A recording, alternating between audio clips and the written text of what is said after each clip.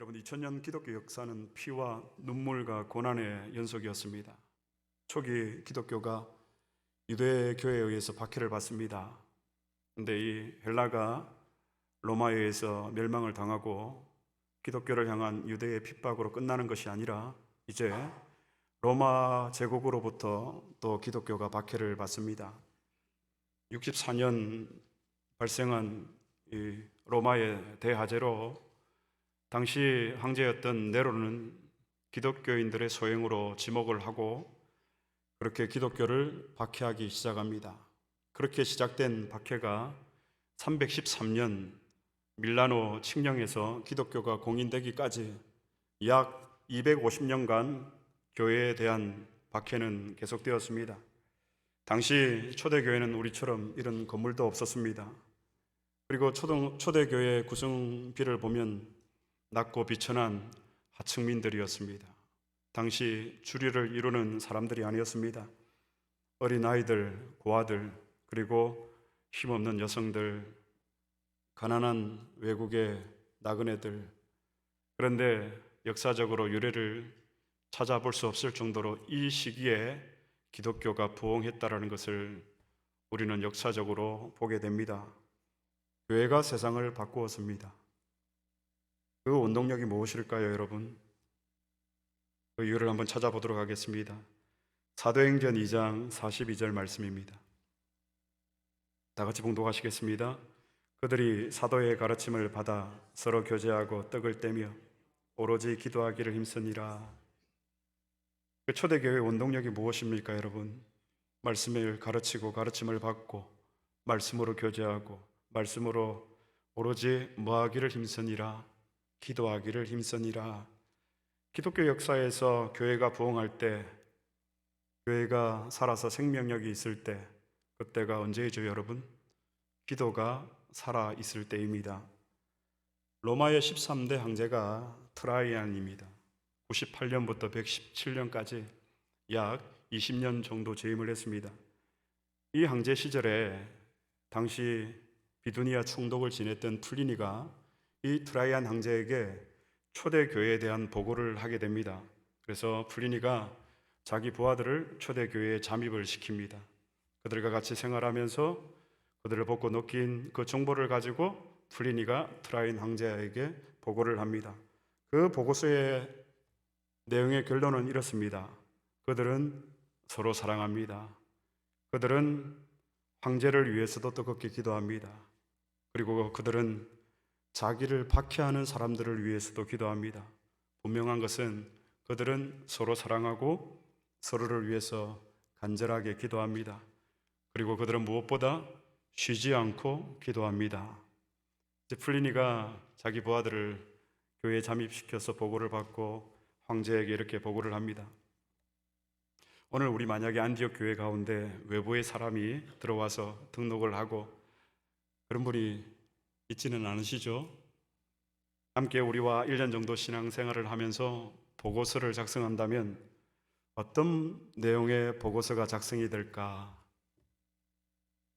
여러분, 우리가 눈에 보이는 것보다 눈에 보이지 않는 더 중요한 것들이 있습니다. 이것을 놓치면 안 됩니다.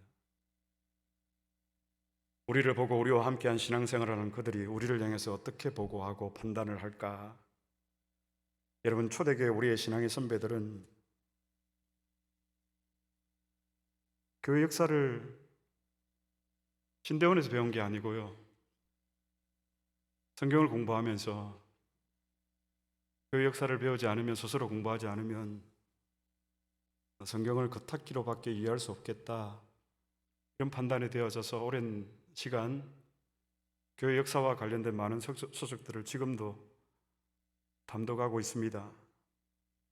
이 초대교회 우리의 신앙의 선배들은 여러분 아무 힘도 없고 능력도 없습니다. 그 어떤 배경도 없고 그 어떤 백도 없습니다. 그런데 그들은 세상을 변화시켰습니다. 이유는 단 하나입니다. 기도입니다. 우리가 기도가 중요하다는 것 우리는 다 알고 있습니다. 그런데 우리가 왜 기도하지 않습니까? 육신의 핑계로 힘들고 고단하고 피곤하기 때문에. 솔직히 저에게도 그런 마음이 들 때가 있는데 여러분들은 오죽하시겠습니까? 그래서 우리는 어제도 오늘도 그렇게 기도의 영성을 점점 더 잃어가고 있지 않는지. 여러분, 세월 앞에는 장사가 없다고 합니다. 우리의 육체는 낡아지고 새하여지고 힘이 떨어지게 되어 있습니다. 죄송한 얘기지만 세월이 가면서 저도 예전 같지가 않더라고요. 그런데 여러분, 우리의 육과 우리의 영은 반비례합니다. 우리 육체가 힘을 얻고 또 평안한 것을 누리게 되면 회복을 얻게 됩니다. 그렇죠? 그러나 우리가 기도를 쉬면 어떻게 될까요? 우리의 영이 죽습니다. 우리의 영은 사용하면 할수록 약해지고 새하여지고 낡아지지만 우리의 영은 서면 설수록, 다시 말해서 기도하면 할수록 우리는 더 강해집니다. 그래서 우리가 피곤하고 고단한 이유는 여러분, 우리의 육신 때문만이 아니다라는 것입니다. 여러분, 우리가 아무리 잘 먹고 잘 쉬어 보십시오. 누가 지나가면서 절망적인 말을 툭 하고 한마디만 던져도 일주일 내내, 한 달 내내 전전긍긍하는 것이 저와 여러분입니다.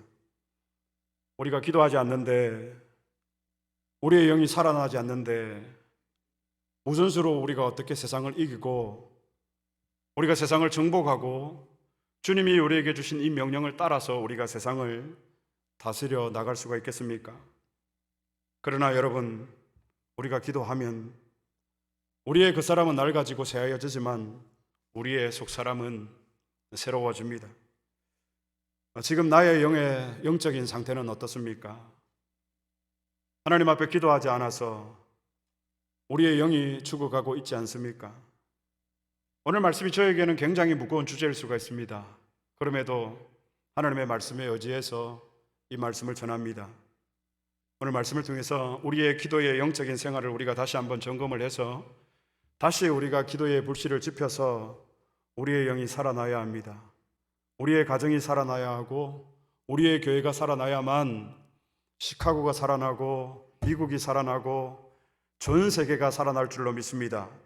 오늘 말씀의 제목은 여러분, 그래서 기도의 사람 느헤미야라고 생각을 했다가 더 팩트를 강하게 줘야 될 필요가 있을 것 같아서 기도, 그리고 부제로 자기 부인, 이 두 가지 사실을 기억을 하고 우리가 말씀을 한번 나눠보도록 하겠습니다. 여러분은 왜 기도합니까? 어릴 적 부모님에게 정말 많은 잔소리를 들었습니다. 기도해라, 기도해라, 기도해라. 근데 그때는 그렇게 말씀하시는 의도를 정확하게 몰랐습니다. 근데 이제 철이 들어서 조금 깨닫게 됩니다. 그래서 저도 저희 자녀들에게 기도해라, 기도해라. 여러분은 왜 기도합니까? 우리의 기도의 목적이 무엇입니까? 기도를 하는 목적이 무엇입니까? 오늘 본문에 느헤미야가 등장합니다. 느헤미야의 이름의 뜻은 하나님은 나의 위로자이시다 라는 뜻입니다. 하나님께서 어떻게 느헤미야를 위로하셨을까요? 느헤미야가 어떻게 그 하나님의 풍성한 은혜의 위로 가운데 살아갈 수가 있었을까요? 무너진 이제 예루살렘 성벽 재건을 위해서 하나님은 오랜 시간 동안 한 사람을 준비하십니다. 오늘 본문의 배경이 되는 이 페르시아 수상군과 여러분, 성벽이 무너진 그 예루살렘과의 거리는 약 1000km나 떨어진 굉장히 먼 거리입니다. 제가 미국을 잘 다니지 않아서 거리감이 없어서 그런데 한국으로 비유를 하자면 부산과 서울을 왕복하는 거예요. 한 번 반 정도, 100km, 450km가 정도가 되니까요. 사실 먼 거리잖아요. 그래서 부산에서 서울 가면 한 서너 시간이 걸리니까 왕복을 하면 8시간, 거기서 조금 더 하면 10시간, 10시간 정도 거리에 차로. 근데 이 당시에 그런 교통수단이 있었을까요? 얼마나 멀리 떨어진 곳입니까? 그런데 하나님은 예루살렘 무너진 성벽 재건을 위해서 그 예루살렘에 있는 사람을 세우는 것이 아니라 누구도 상상하지 못한 그 1000km나 떨어져 있는 그 페르시아 궁궐 안에 있는 애다른 마음으로 기도하는 한 영혼을 하나님께서 준비하셨습니다. 느헤미야가 고향 소식을 듣게 됩니다. 오늘 본문 1장 3절 말씀,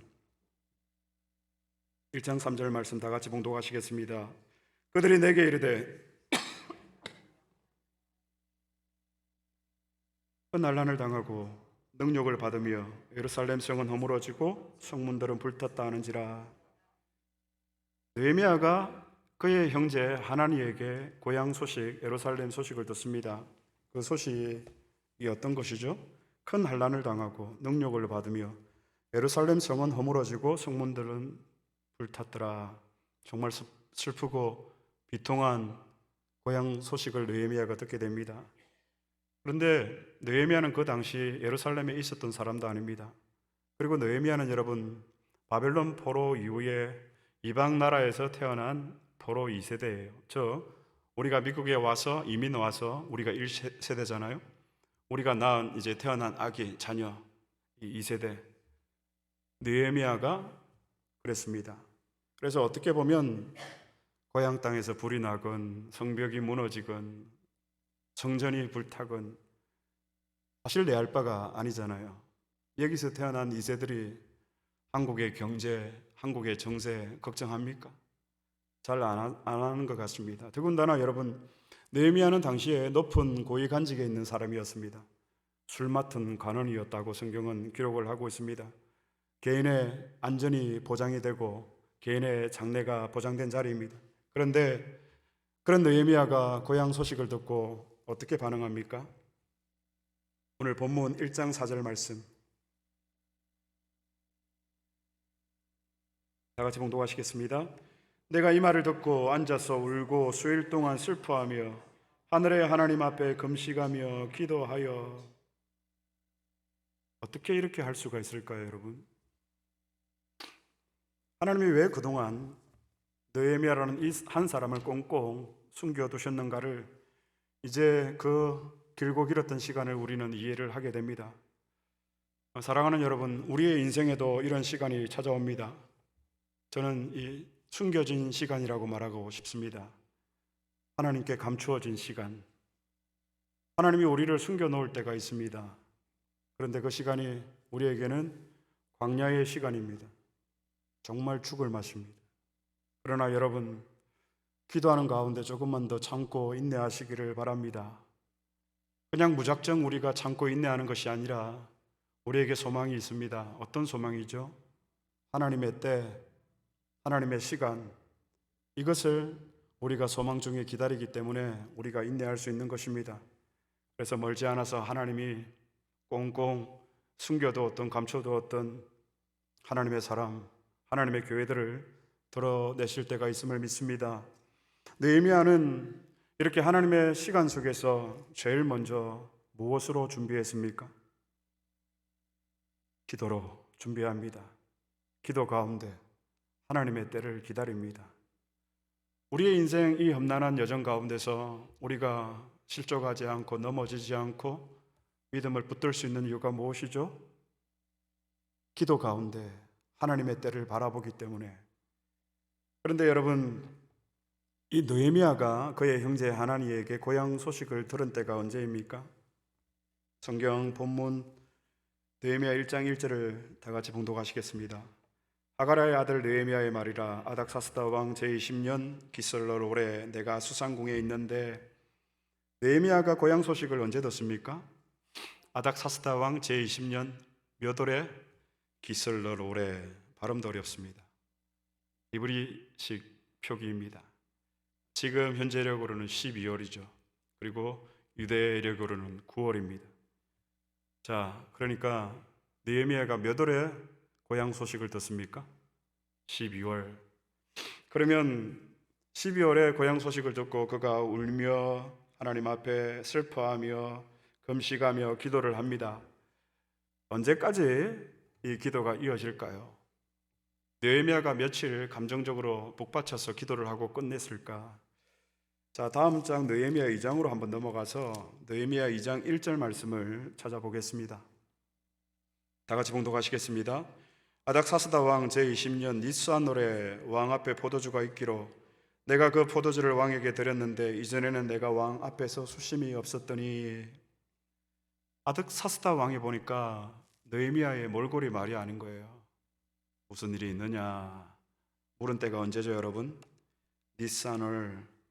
니산월도 여러분 히브리 역입니다. 현재력으로 하면 4월이에요. 자, 기솔월의 12월에 느헤미야가 고향에 대한 소식을 듣습니다. 그리고 이 4월에 다시 아닥사스다 왕 앞에 섭니다. 근데 그의 몰골이 어때요, 여러분? 작정 기도하고 금식하면서 기도했으니까 그 몰골이 어땠을까요? 자, 그러면 느헤미야가 얼마 동안 계속 기도하고 있었다라는 것입니까? 1장 1절의 이 기솔월과 2장 1절의 니산월 차이에는 몇 개월의 시간 차이가 있습니까? 4개월. 느헤미야는 한 번 잠깐 기도하고 만 것이 아닙니다. 4개월간 그는 계속 기도하고 있었습니다. 제 개인적인 얘기를 해서 죄송합니다. 제 기억으로 어머님이 작정 기도를 자주 했습니다. 한 달 또는 40일. 한 번은 이제 밤에 12시에 가시면 아침 새벽 예배 마치고 7시, 6시에 오셔서 저희 형제들 학교 준비시켜서 도시락 사서 학교 보냈죠. 밤 12시부터 이제 철야 기도를 40일 하는 거예요. 근데 한 번은 이제 기도가 다 마쳤다라고 판단이 되어 생각을 했는데 계속해서 어머님이 교회를 가시는 거예요. 그래서 제가 기도 다 끝나지 않으셨냐고 물었더니 이 40일 며칠을 남겨두고 정한 기도 작정 시간을 넘겨버렸대요. 그러니까 12시 기도 시간이면 항상 집에서 11시 40분 이때쯤 집에서 나가셨거든요. 근데 조금 잠들어 버리신 것 같아요. 그러니까 자정을 넘겨버렸죠. 그래서 며칠 두고 그 정한 시간 한날을 넘겨버려서 처음부터 다시 기도를 시작한다라는 말을 들었습니다. 얼마나 그때 제가 대놓고 짜증을 냈는지 모릅니다. 건강 좀 생각하시고 그 90년대 교회 바닥 가면 난방이나 되어 있습니까? 저도 가봐서 알지만 창문에 또 우풍은 얼마나 심한지. 그런데 당뇨를 앓으시면서도 교회를 가시는데 자식으로 저 짜증이 나는 거예요. 엄마 건강 좀 챙기지. 그래서 참 이 말을 똑같이 했습니다. 참 유별나게 예수 믿으신다고. 왜 그렇게 별나게 예수 믿으시냐고 그런 두정을 부렸습니다. 그리고 어머님은 첫날부터 40일 다시 밤새워 기도를 하셨습니다. 약 2달이죠. 여러분 4개월 쉬지 않고 기도하는 것 결코 쉬운 일 아닙니다. 우리가 한평생 기도의 헌신을 해야 되지만 이 일을 두고 느헤미야가 예루살렘 성벽이 불타고 무너졌다는 소식을 듣고 기슬로르의 그 소식을 듣고 니산월까지 계속해서 하나님 앞에 기도하고 부르짖었다는 것 아무나 할 수 있는 일 아닙니다. 여기에 기도의 비밀이 있습니다. 바로 오늘의 말씀의 제목의 부제가 뭐죠, 여러분? 자기 부인. 마태복음 16장에 보면 예수님께서 제자들에게 이렇게 말씀하십니다. 누구든지 나를 따라오려거든 자기를 어떻게 하고? 부인하고. 여러분, 우리가 예수님을 믿는 첫 번째 조건이 뭐죠? 자기 부인이에요. 세례받고 학습받고 모르겠습니다. 이 외적 증거가 내가 예수 믿는다라는 그 증거가 되어질까? 우리가 예수님의 제자가 되기 위해서 첫 번째 조건은 바로 자기 부인입니다. 자기 부인이라는 이 단어를 헬라어로 찾아보니까 아파르네오마이라는 뜻입니다. 정확한 뜻은 이것입니다. 내 것이 아니라고 부인하다. 내 것이 아니라고 부인하다.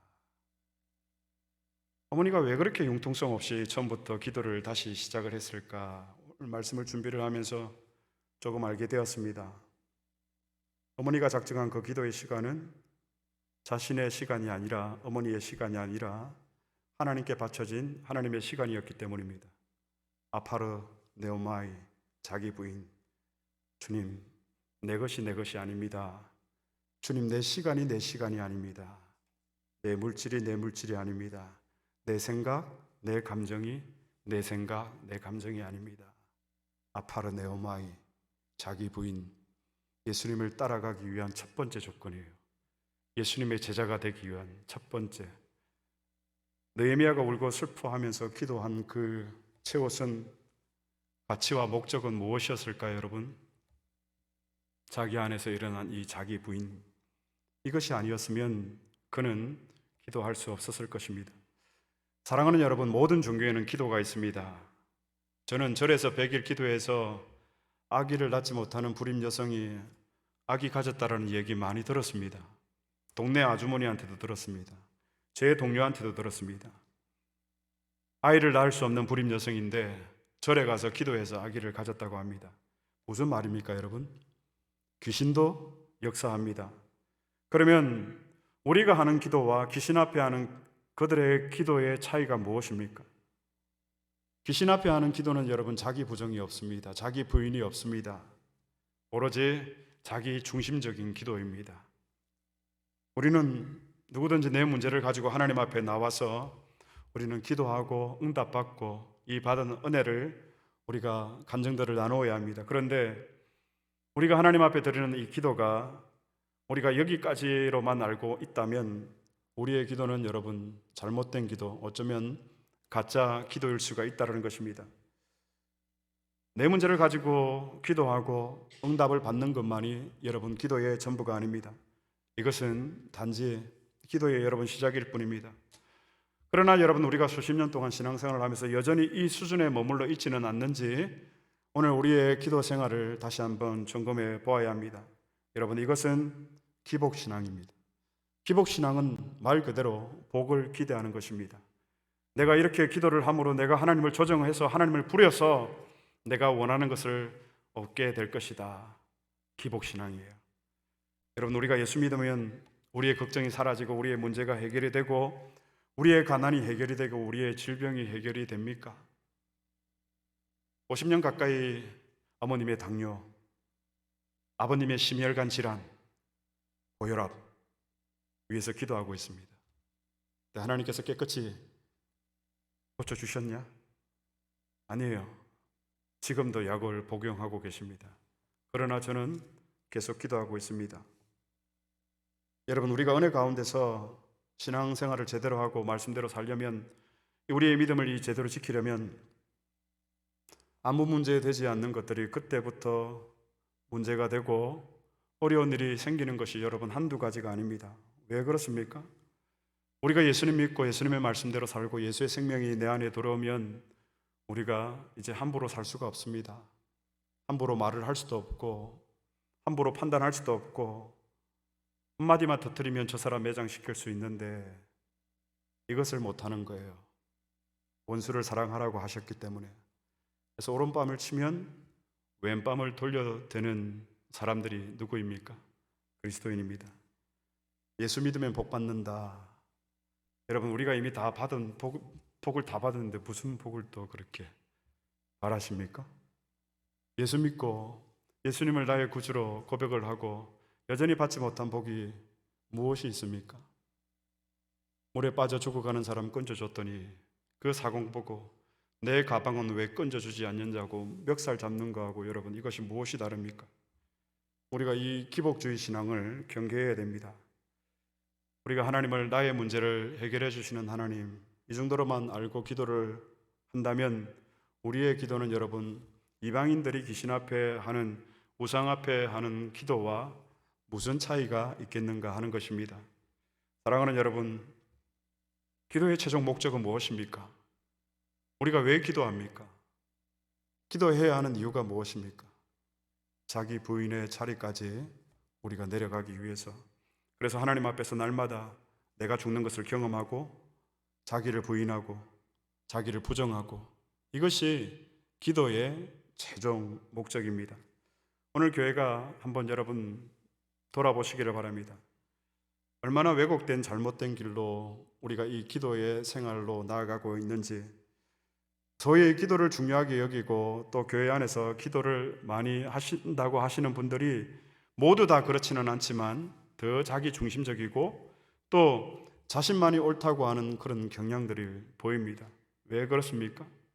기도란 내가 원하는 것만 내 손에 쥐면 할렐루야 아멘이기 때문입니다. 그러나 여러분, 기도의 목적이 무엇이라고요? 자기 부인. 내 문제를 놓고 기도하는 것은 여러분, 기도의 시작일 뿐입니다. 그 기도가 틀렸다라는 얘기가 아니에요. 기도의 목적, 기도의 본질이 우리가 무엇인지를 알고 우리가 기도 생활 하기를 바랍니다. 그래서 우리는 이 기도의 자리를 통해서 자기 부인, 자기 죽음의 자리까지 우리가 나아가야 합니다. 말씀을 맺겠습니다. 의심 많은 제자라는 별명을 가진 제자가 있죠. 누구죠, 여러분? 도마입니다. 도마는 예수님이 부활했다는, 다시 살아났다는 그 소식을 듣고 믿지 않았습니다. 내 눈으로 직접 보고 내 손으로 직접 그 옆구리를 찔러 봐야 되겠다라고 하죠. 그런 그를 예수님이 부활하셔서 도마에게 찾아오십니다. 도마가 부활하신 예수님을 보고 놀라면서 이렇게 고백합니다. 나의 주, 나의 하나님이시여. 요한복음에서 부활하신 주님을 배웠고 도마의 심령에 변화가 일어난 것입니다. 어떤 변화이죠, 여러분? 자기 부인의 변화들이 일어나기 시작한 것이죠. 처음에 도마는 예수님의 부활을 믿지 않았습니다. 도마의 믿음은 자신의 의지적 결단으로 예수님을 따르겠다, 예수님의 제자로 살아가겠다라고 결심한 거였어요. 하지만 부활하신 예수님을 만나고 도마의 심령에 변화가 일어난 것입니다. 사랑하는 여러분, 여러분은 부활하신 주님을 만났습니까? 부활하신 주님을 만났다면 나의 심정에 어떤 변화의 증거들이 있습니까? 자기 부인, 자포자기의 상태가 되어졌습니까? 나의 의지를 내려놓는 그 단계가 되었습니까? 도마 자신에게 이 자기 부인이 일어나기 전에는 내가 할 수 있다, 나는 예수님의 제자가 될 수 있다, 나는 예수님의 제자로 살아갈 수 있다, 그런 의지적 결단이 있었습니다. 그러나 부활하신 예수님을 만나고 자기 안에 참된 자기 부인이 일어난 이후에 도마는 주님, 나는 할 수 없습니다. 주님이 하시면, 주님이 원하시면 내가 할 수 있습니다. 주님, 이 직분 나는 할 수 없습니다. 그러나 주님이 도와주시면, 주님이 붙들어 주시면, 주님이 힘 주시면, 주님이 함께 해주시면 나는 할 수 있습니다. 이 놀라운 변화가 도마에게 일어난 것이죠. 그 변화의 근본이 무엇입니까? 자기 부인. 칼빈은 그의 기독교 강요에서 중생에 대해서 설명을 하면서, 이야기를 하면서 자기 부인에 대해서 이렇게 말을 합니다. 자기 부인이란 하나님의 의에 대한 열정이 일어나게 되는 것이다. 하나님의 의에 대한 열정이 일어나게 되는 것이다. 교회 가서 기도하고 싶은 마음이 생기는 거예요. 차를 멈추고 기도하고 싶은 마음이 생기는 거예요. 하나님의 의에 대한 열정이 일어나게 되는 것, 이것이 곧 자기 부인이라고 칼빈은 그렇게 그의 기독교 강요에서 설명을 하고 있습니다. 마태복음 6장에 보면 너희는 먼저 그의 나라와 그의 의를 구하라. 그리하면 이 모든 것을 너희에게 더하시리라. 너희는 먼저 우리가 구해야 될 것이 무엇이죠, 여러분? 하나님의 나라와 하나님의 의. 하나님의 의가 뭐죠, 여러분? 신약 로마서에 보면 하나님의 의는 하나님과의 바른 관계를 말합니다. 하나님과 나와의 관계. 우리도 인간 관계가 있잖아요. 뭐 좀 좋은 관계가 있고 어색한 관계가 있고 불편한 관계가 있고. 좋은 관계는 어떻죠? 보고 싶고 얘기하고 싶고 나누고 싶고 그렇잖아요. 너희는 먼저 그의 나라와 그의 의를 구하라고 했을 때 이 의는 하나님과의 관계를 말하는 거예요. 바른 관계. 그러니까 너희는 먼저 우선 너희가 구해야 되는 그 기도의 가치는 무엇이죠, 여러분? 하나님과의 바른 관계를 위해서 기도하는 것. 이것이 기도에 있어서 무엇보다도 먼저 최우선의 가치가 된다는 것입니다. 여러분, 우리가 하나님과의 바른 관계 가운데 살아가기 위해서는 전제되어야 하는 것이 무엇입니까, 여러분? 내가 죽어야 맺을 수 있는 관계예요. 내가 죽고 예수로 살아서 하나님을 아버지라 부르면 이 바른 관계가 회복되어지는 것, 이것을 위해서 우리에게 일어나는 심령의 변화가 있어야 합니다. 그것이 무엇이죠, 여러분?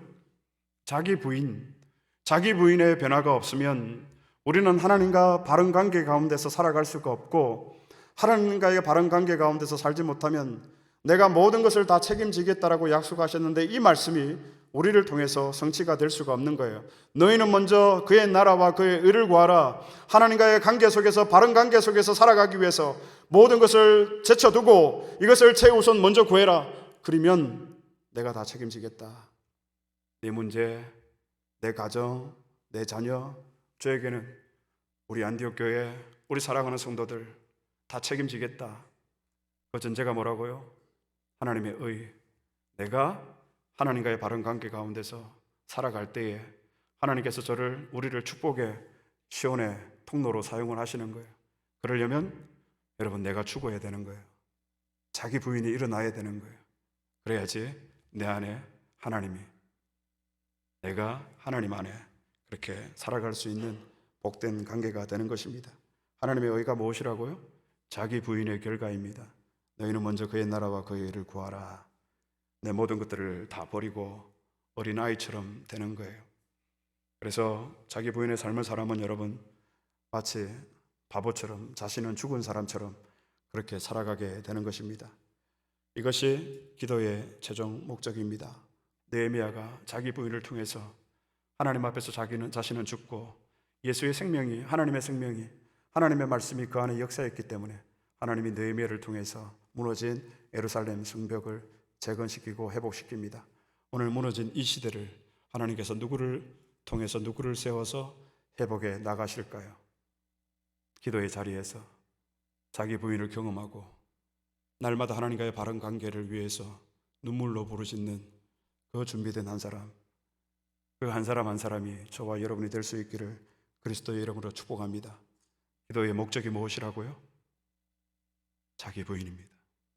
기도를 해야 하는 이유가 무엇입니까? 자기를 부인하기 위해서. 날마다 기도의 자리에서 이런 놀라운 은혜를 누리시는 저와 여러분이 될 수 있기를 그리스도의 이름으로 축복합니다.